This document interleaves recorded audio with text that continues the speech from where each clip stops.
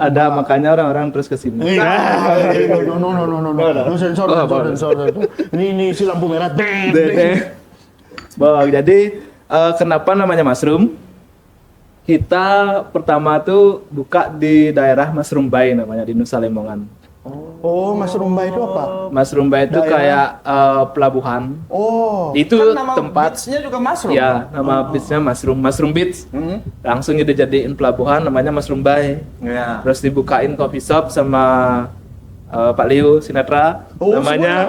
sebut nama nanti sensor ya, tolong. Enggak, itu biasa lu. Dicer kening orang ter. Gampang kecil.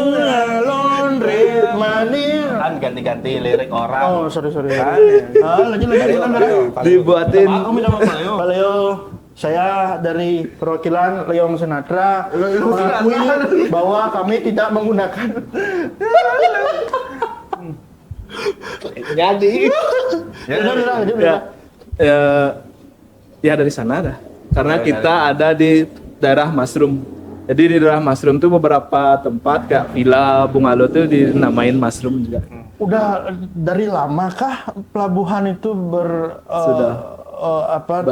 beroperasinya? Sudah lama. Ini Tahun Nanya, makanya- bukan sejarawan. Jadi setidaknya sedikit tidaknya Oh, pasti iya. tahu Iya. karena senang bergaul. kita harus memang storytelling sama customer. Iya benar harus tahu dong. Harus tahu.